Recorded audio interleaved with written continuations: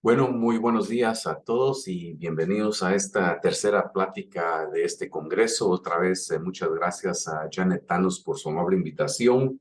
En los próximos 40 minutos más o menos vamos a hablar de algunas enfermedades inflamatorias e infecciosas que afectan a la columna, principalmente el cordón medular. Vamos a revisar un poquito de esclerosis múltiple y de neuromielitis óptica, asimismo de otras enfermedades desmielinizantes e inflamatorias, incluyendo Guillain-Barré, las polineuropatías hipertróficas, aracnoiditis, que es una condición generalmente iatrogénica, pero que es relativamente común, y terminar mostrándoles unos casos de absceso del cordón medular, la cual es una condición extremadamente rara. Comencemos diciendo que más o menos 10% de los pacientes con esclerosis múltiple van a tener lesiones, las cuales son aisladas únicamente al cordón medular, pero como en muchas de estas lesiones, si no sabemos lo que estamos viendo, creo que lo que debemos hacer es imagenología con resonancia magnética del cerebro, porque en las lesiones del cerebro va a estar la clave de lo que está ocurriendo en el cordón medular. Y en esclerosis múltiple sabemos que más del 90% de pacientes que tienen una lesión en el cordón medular van a tener lesiones en el cerebro. Los criterios que usamos para hacer el diagnóstico de esclerosis múltiple en lesiones del cordón son lesiones las cuales no tienen edema, son focales, bien delimitadas en T2, pueden o no tomar contraste y su dimensión superior o inferior es menos de 2 cuerpos vertebrales. En niños, tanto como en adultos, las lesiones tienen una apariencia muy similar. ¿Cuáles son las indicaciones para hacer resonancia magnética de la columna en pacientes con esclerosis múltiple? Son aquellas en que el cerebro es negativo, pero clínicamente hay una sospecha muy alta de esclerosis múltiple. Aquella en que los cambios o lesiones en el cerebro son no específicas y queremos buscar si la lesión en el cordón medular nos deja hacer el diagnóstico porque tiene las características que ya describimos. Lesiones atípicas, presentándose con síntomas nuevos o no esperados, y aquellos pacientes los cuales tienen este tipo de esclerosis múltiple primaria progresiva. En esos casos, la resonancia magnética aumenta la sensibilidad y nos permite en muchos de estos pacientes llegar a hacer el diagnóstico. Aquí tenemos una lesión localizada en la parte izquierda posterolateral del cordón medular. Podemos ver su equivalente en una pieza anatómica, sin embargo, no es la pieza anatómica del mismo paciente. Noten otra vez, es brillante en T2, tiene bordes muy bien definidos. Ahí está localizada en lo que aparenta ser un tracto de materia blanca de la columna. Y todos sabemos que cuando estamos buscando, por lo menos en vistas sagitales, estas lesiones, debemos usar secuencias T2 con supresión de grasa tipo STIR, porque estas nos permiten visualizar mejor las lesiones en el cordón que otras secuencias T2. En este otro paciente podemos ver la lesión del cordón delimitada a los cordones o tractos posteriores de la médula. Noten otra vez, no está expandida la médula, los bordes de la lesión son bien limitadas, la lesión es brillante, y en este caso, si tenemos alguna duda, podemos hacer el cerebro y vemos las típicas lesiones de esclerosis múltiple con estas lesiones largas que siguen los espacios perivenulares, los cuales se llaman lesiones en dedos de Dawson, y en la parte central del cerebro, en la parte inferior del cuerpo calloso, la llamada interfase caloso-septal, vamos a ver la continuación de estas lesiones, y este es un hallazgo típico en esclerosis múltiple. Fue más o menos a final de 1800 que Devic escribió una enfermedad la cual afectaba los nervios ópticos y tenía lesiones en la columna, pero no fue hasta el 2004 en que se descubrió que estas lesiones correspondían a aquellos pacientes en los cuales estaba elevada una inmunoglobulina relacionada a las inmunoglobulinas G, que directamente atacaba una proteína que se encontraba o se encuentra en las regiones periventriculares. Es una proteína que ayuda al transporte de agua desde el parénquima cerebral a los espacios que contienen líquido cefalorraquídeo. Fue en este momento que se le dio el nombre de neuromielitis óptica, pero también luego se descubrió que esta inmunoglobulina estaba presente en pacientes que tenían lesiones fuera de los nervios ópticos y fuera del cordón medular, y por lo tanto se extendió el nombre a esto que nosotros llamamos hoy en día neuromielitis óptica, espectrum de enfermedades. En inglés es Neuromyelitis Optica Spectrum of Disorders. Lo que sabemos es que si encontramos la inmunoglobulina contra esta proteína acoporina 4, el diagnóstico de neuromielitis óptica es casi definitivo, y en aquellos pacientes que se sospecha esta enfermedad, 80% o más de ellos van a tener esta inmunoglobulina positiva. Esta enfermedad corresponde más o menos a 1 o 2% de todas las condiciones inflamatorias del sistema nervioso central, pero está también elevada en no solo pacientes asiáticos, sino también pacientes del Caribe y pacientes de América Latina. Es una enfermedad que generalmente presenta en pacientes relativamente jóvenes.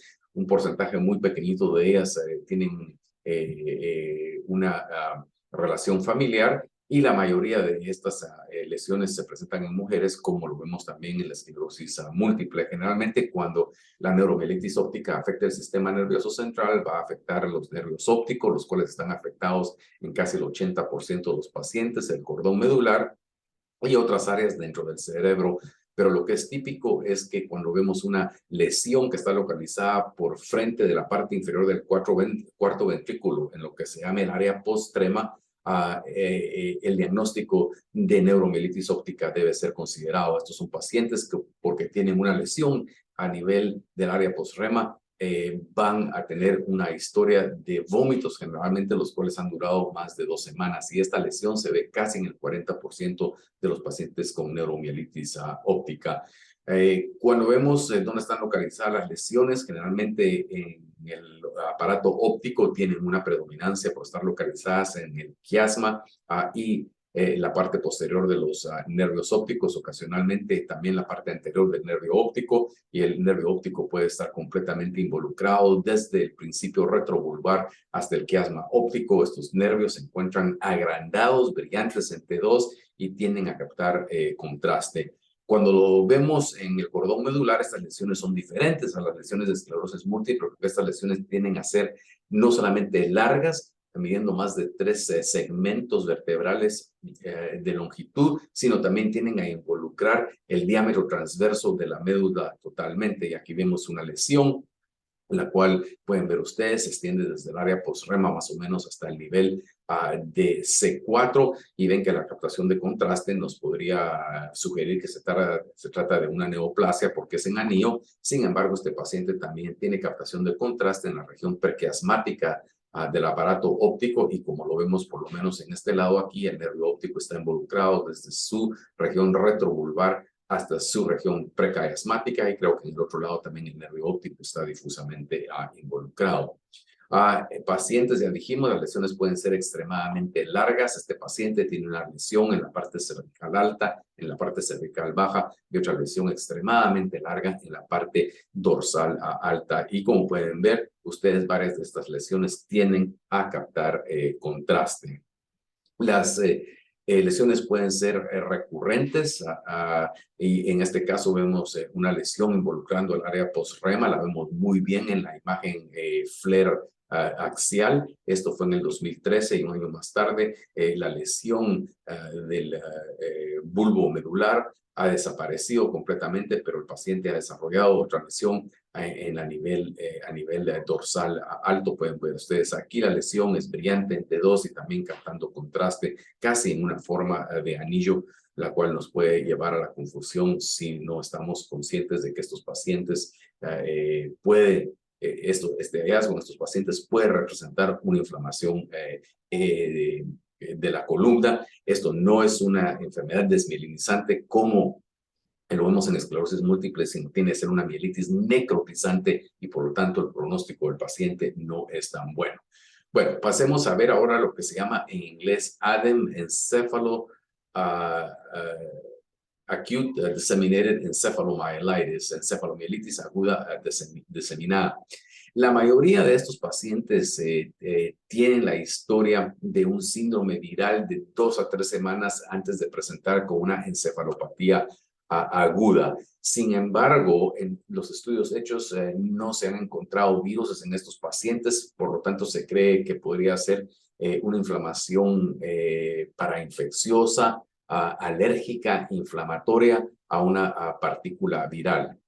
La mayoría de estos casos van a presentar con lesiones en los hemisferios cerebrales, pero más o menos una tercera parte de ellos van a tener involucración del cordón medular. Y lo que es típico de estos pacientes es que van a tener varias lesiones en el cordón medular y entre ellas va a haber una parte del cordón medular la cual va a tener una apariencia normal. Estas lesiones son edematosas, contrario a lo que ya vimos en la esclerosis múltiple, tienen alta señal y contrario a la esclerosis múltiple en la cual muchas de estas lesiones van a captar contraste, en la encefalomenitis aguda diseminada, muy pocas de ellas van a captar contraste. Aquí tenemos dos pacientes diferentes. En este paciente una lesión alta extendiéndose desde el bulbo medular hasta la región de C4, C5. En este otro paciente una lesión a nivel del bulbo medular extendiéndose hacia C3 y otra lesión en la parte baja de la médula cervical extendiéndose hacia la región torácica, pero noten que dividiendo o separando ambas lesiones hay una parte del cordón medular la cual tiene una apariencia normal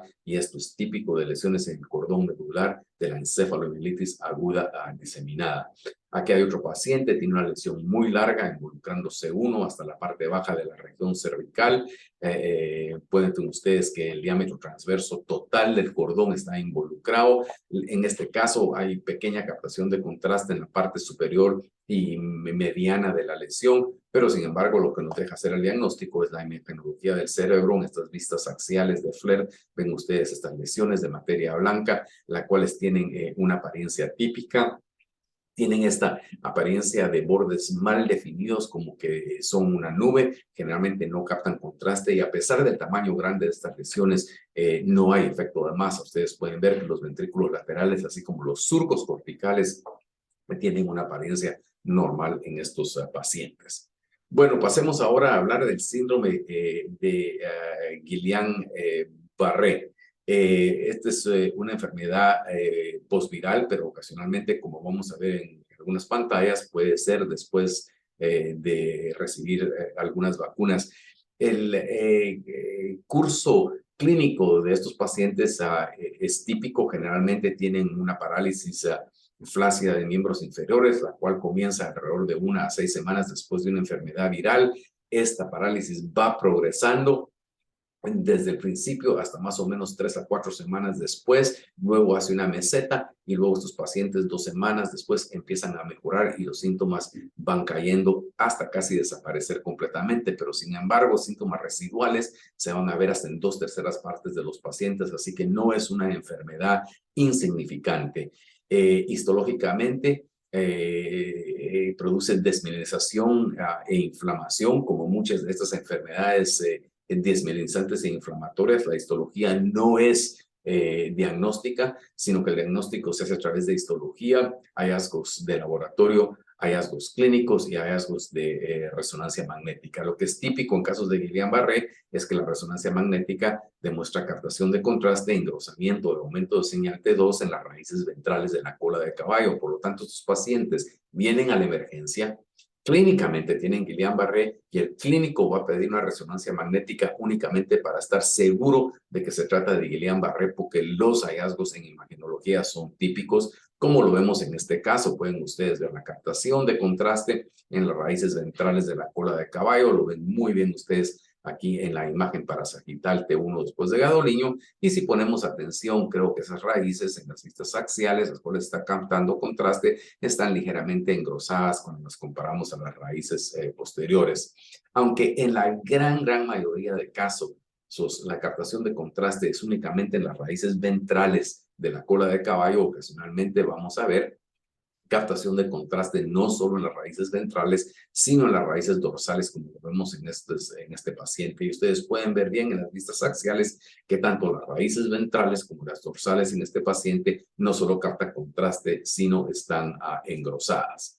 Como ya dijimos hace algunos minutos, las mielitis y radiculitis post-vaccinación pueden tener una apariencia muy similar a Guillain-Barré. La enfermedad o vacuna más común que produce este tipo de hallazgos clínicos y por resonancia magnética es la vacuna contra el polio. Esta vacuna, cuando produce una reacción inflamatoria, resulta, como lo vemos en la parte derecha de la pantalla, no solo en captación y engrosamiento de las raíces ventrales de la cola de caballo, sino en captación de los cuernos ventrales o anteriores de los tractos de materia gris en la médula espinal. Ocasionalmente hay otras vacunas, como tenemos en la pantalla, las cuales pueden producir síntomas similares y hallazgos similares, pero generalmente lo vemos en estas enfermedades que son relacionadas al poliovirus.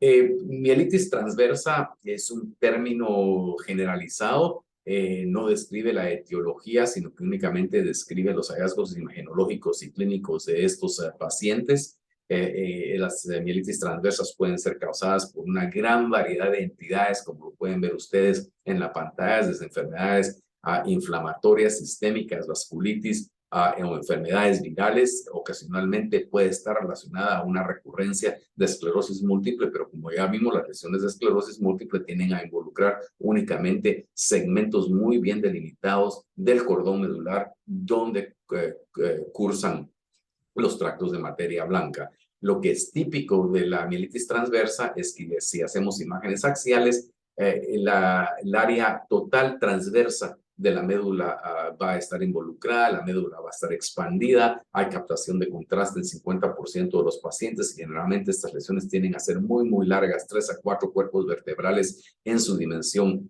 supero inferior. Aquí tenemos un paciente con una mielitis transversa idiopática. En mi experiencia, la gran mayoría de ellas resultan ser idiopáticas, pero pueden ver ustedes en la vista T2 que la lesión comienza más o menos a nivel de C2 y se extiende más o menos hasta el nivel de T1, T2, y puede hacer que después de contraste haya una captación ligera en su región cervical baja. Otras lesiones muy largas del cordón medular pueden involucrar lesiones las cuales no son directamente inflamatorias y desmielinizantes, pero pueden producir desmielinización, como es la degeneración subaguda combinada del cordón medular, que generalmente se ve en pacientes que están deficientes de vitamina B12.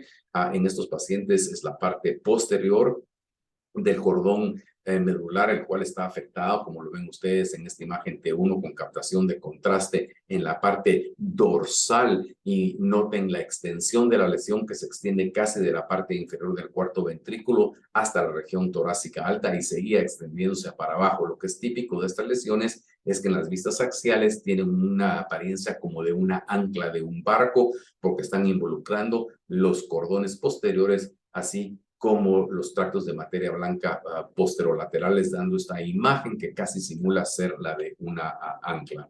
Por supuesto que hay otras enfermedades las cuales no son inflamatorias, sino son vasculares, como en este caso. Creo que discutimos las fístulas arteriovenosas cuando discutimos las malformaciones arteriovenosas cerebrales, pero en este caso ustedes no deben de pensar en una enfermedad desmielinizante inflamatoria, aunque ustedes pueden ver que hay aumento de señal de la parte baja del cordón torácico hasta el cono medular.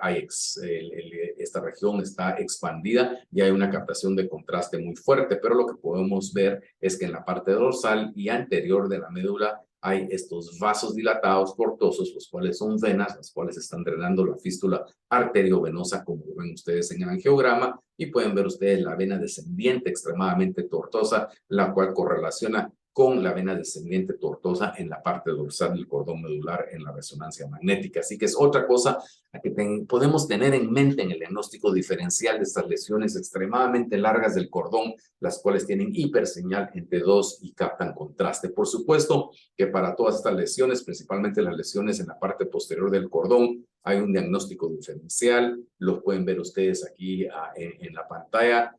Todas son condiciones extremadamente raras, excepto por la esclerosis múltiple, y ocasionalmente vemos esta mielitis paraneoplásica, pero todas las otras, la mielopatía por SIDA se ha convertido en una enfermedad relativamente rara en Estados Unidos, sífilis relativamente raros, síndromes de decompresión también casi no los vemos porque los pacientes tienen sintomatología cerebral, que es más importante, y puede ocultar la sintomatología del cordón, y cuando les hacemos resonancia magnética lo hacemos solamente para el cerebro y no para el cordón.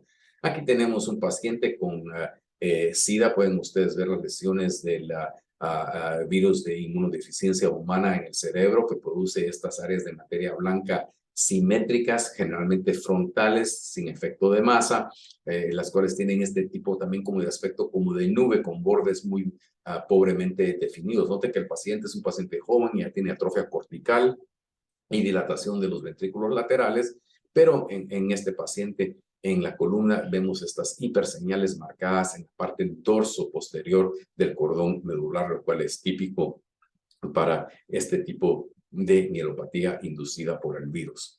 Como ya dije hace algunos minutos, ocasionalmente también vemos estas mielopatías paraneoplásticas. La información en esta pantalla viene de un artículo el cual fue publicado hace varios años, 15 o 20 años, en la JNR por el grupo de la Clínica Mayo, en el cual ellos evaluaron 31 pacientes, los cuales tenían mielopatía y cáncer. Lo que encontraron fue que 20, o sea, 2/3 partes de ellos tenían anormalidades en la resonancia magnética, que estas anormalidades generalmente estaban en la materia gris o en los tractos, eran bilaterales simétricas. La mitad de los pacientes demostraban captación de contraste y que la mielopatía paraneoplástica ocurría antes de hacer el diagnóstico del cáncer, más o menos en 2/3 partes de estos pacientes. Desafortunadamente, una vez se ha instalado este síntoma de mielopatía paraneoplástica, los pacientes tienen un mal pronóstico desde el punto de vista neurológico porque no hay resolución de los síntomas. Y aquí tenemos un paciente,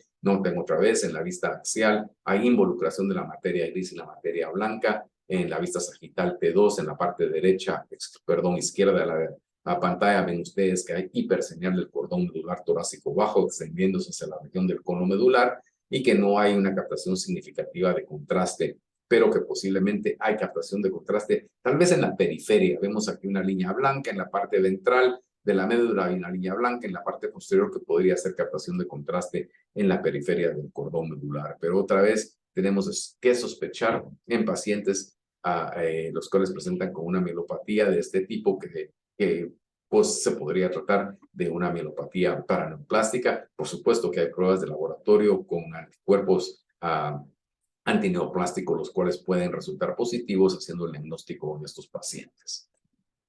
Pasemos a hablar ahora de las neuropatías periféricas hipertróficas.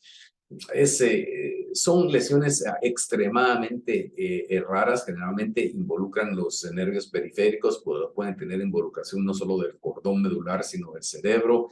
La etiología para estas lesiones es múltiple, pueden ser autoinmunes, pueden ser también paraneoplásticas, pueden estar relacionadas a desórdenes metabólicos o a otros desórdenes congénitos. Los síntomas son no específicos, los pacientes presentan una variedad de trastornos sensoriales, motores o de reflejos. Lo que es típico en estos pacientes es que en la palpación los nervios periféricos se encuentran aumentados de tamaño y esto se debe a que con el proceso de demilinización aguda con inflamación y remilinización hay una proliferación concéntrica de las fibras de Schwann.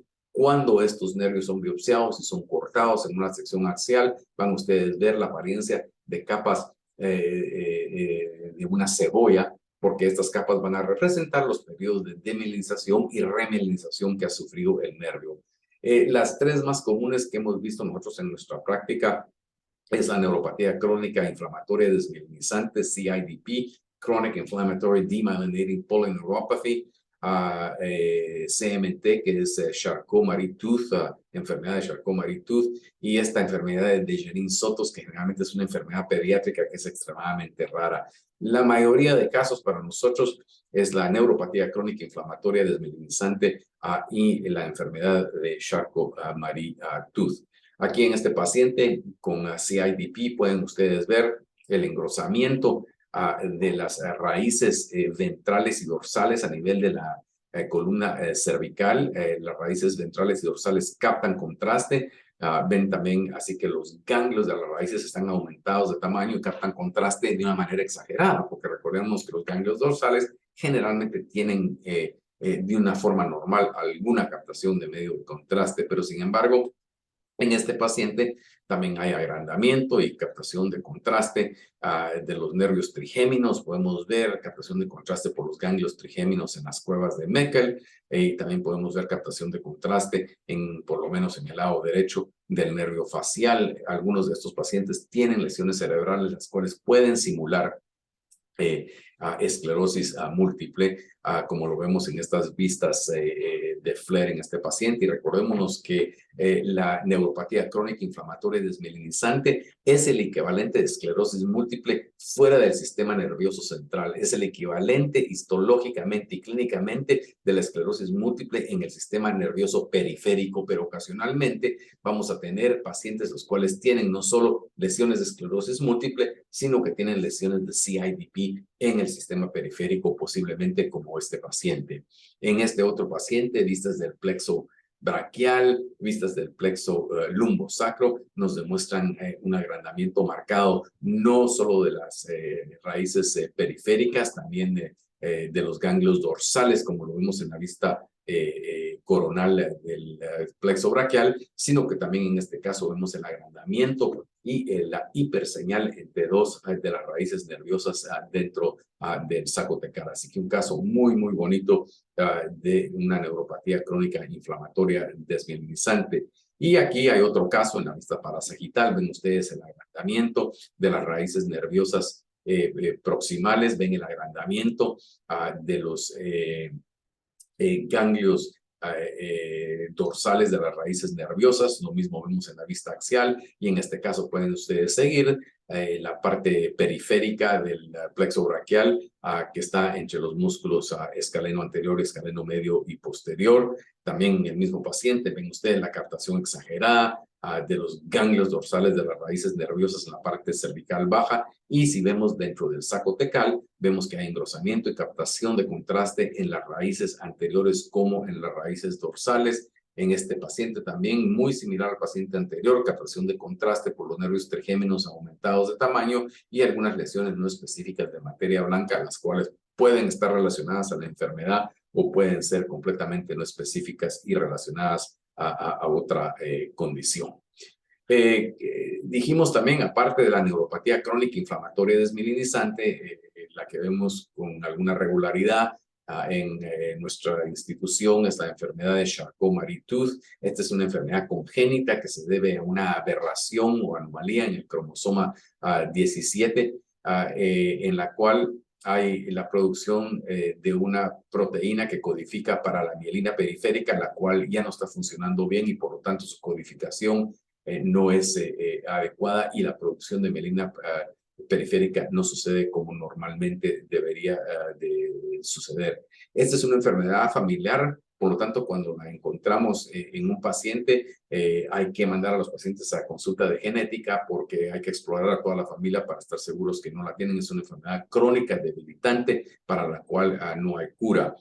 En este paciente también pueden ver ustedes en la vista parasagital de la columna lumbar, el engrosamiento de los ganglios dorsales de todas las raíces lumbosacrales. Aquí lo vemos en la vista T1, son hipointensos. En vista T2, en secciones T2 tienden a ser hiperintensos. Y otra vez en la parte anterior del sacro vemos las raíces formando los plexo lumbosacral de una manera bilateralmente aumentada de grosor todos los nervios, lo ven ustedes. Ahí algunos de estos pacientes pueden tener imágenes anormales en el cerebro. Cuando se ven estas imágenes, realmente son estas lesiones de materia blanca en la parte posterior del cerebro, a veces siguiendo los tractos córtico-espinales, y noten que este paciente tiene ya un poquito de atrofia cerebral con dilatación de los surcos corticales.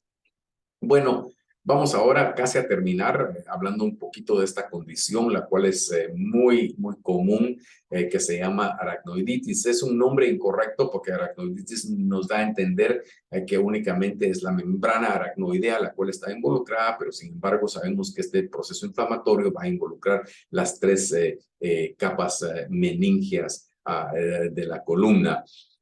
Generalmente lo vemos en pacientes los cuales han tenido operaciones o cirugías de la región lumbar. En estos pacientes se puede ver hasta en el 15% de ellos Pero las causas de aracnoiditis no solo son iatrogénicas por la cirugía, sino pueden ser posinfecciosas después de la administración intratecal de esteroides de anestesia. Ustedes saben que a veces hay administración de esteroides de anestesia, las cuales están hechas para las raíces o el agujero de conjunción o las facetas articulares, pero puede haber un error y violar la dura madre e inyectar estos anestéticos y estos medicamentos dentro del espacio tecal, y esto va a producir un proceso inflamatorio llevando a la aracnoiditis. Trauma, hemorragia subaracnoidea. A veces vemos en pacientes los cuales han tenido un aneurisma intracraneano en el cual ha habido una hemorragia subaracnoidea difusa que se ha extendido hacia el cordón medular. Vemos que estos pacientes van a desarrollar una fibrosis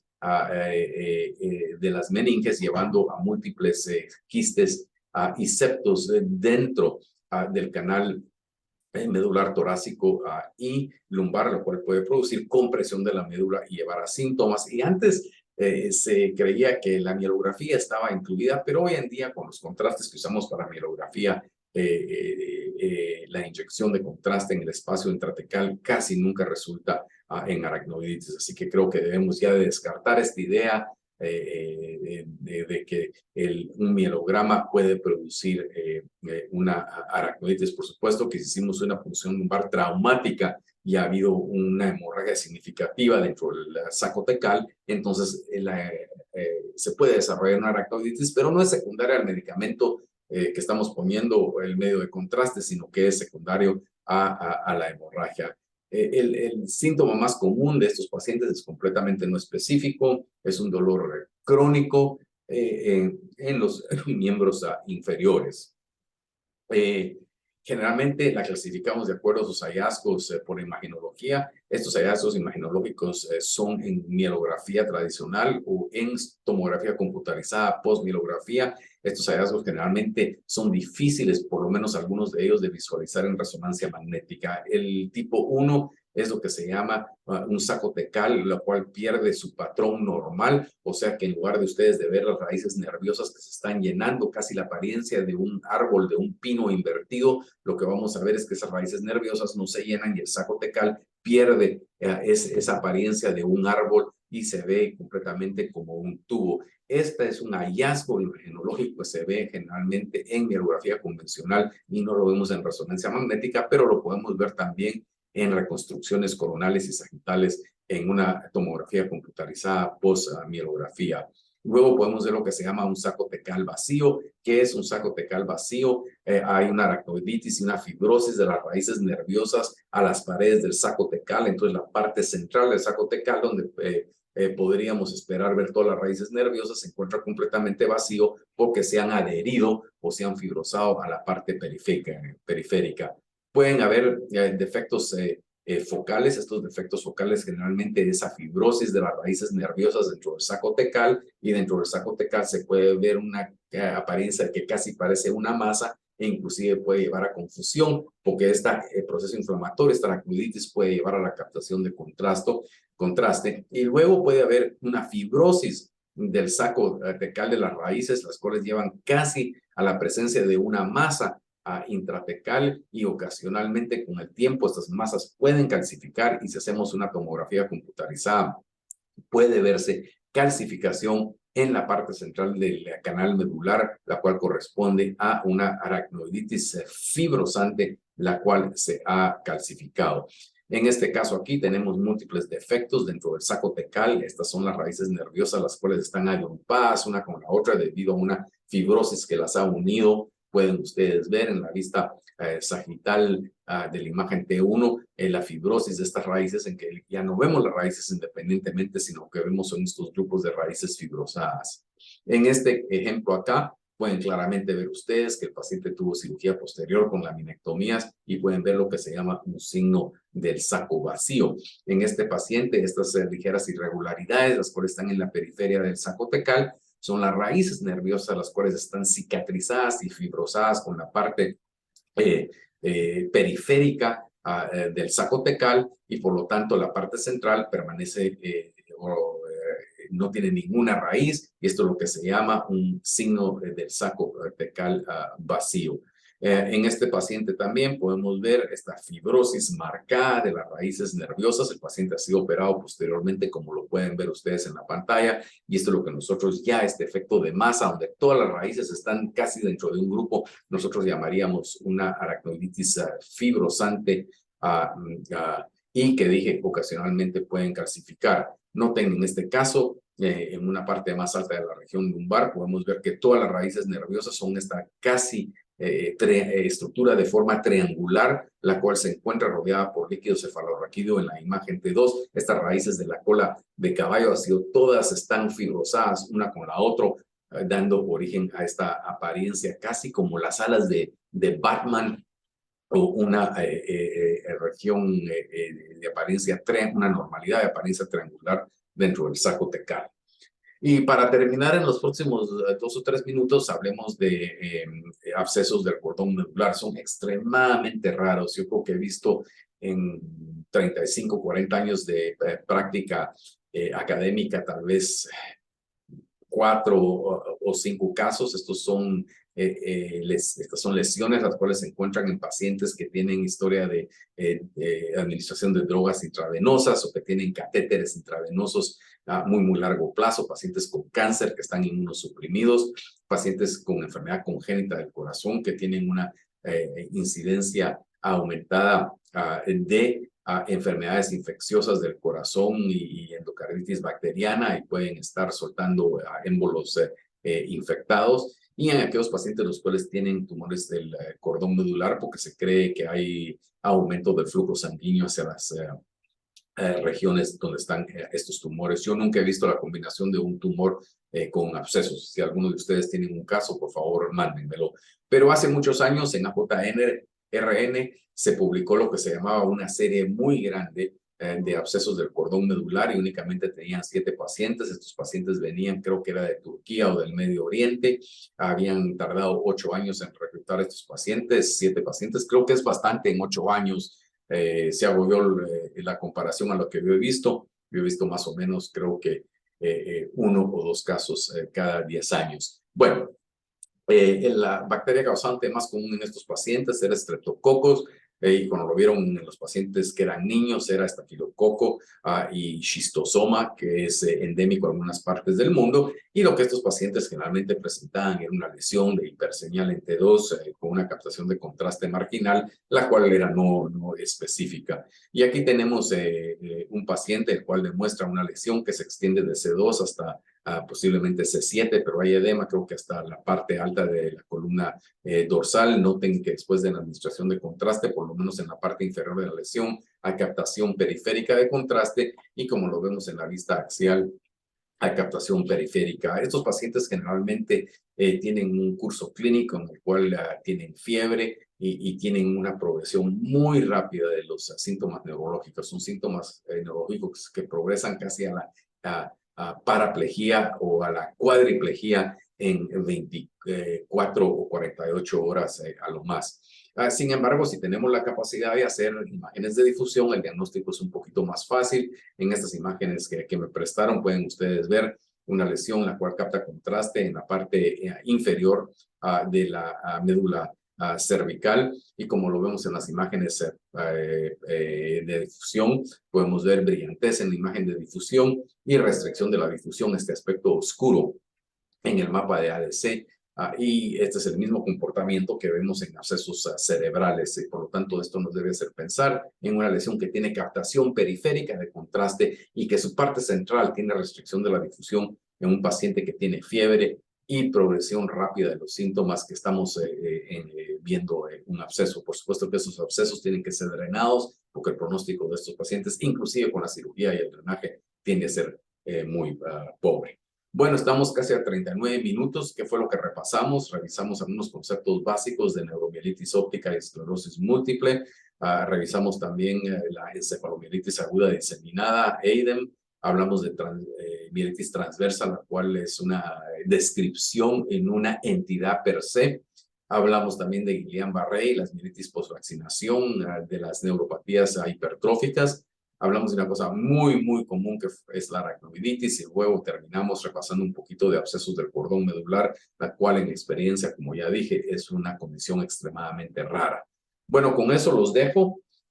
Únicamente me queda una plática para ustedes. Muchas gracias por haberme acompañado. Y otra vez, gracias a Janet Thanos por haberme invitado. Nos vemos inmediatamente después de esta plática, ya para la siguiente plática. Y si tienen alguna duda, como les dije antes, a mi dirección de correo electrónico castillo@med.unc.edu, me pueden mandar el mensaje y yo les trataré de responder sus dudas. Muchas gracias y hasta luego.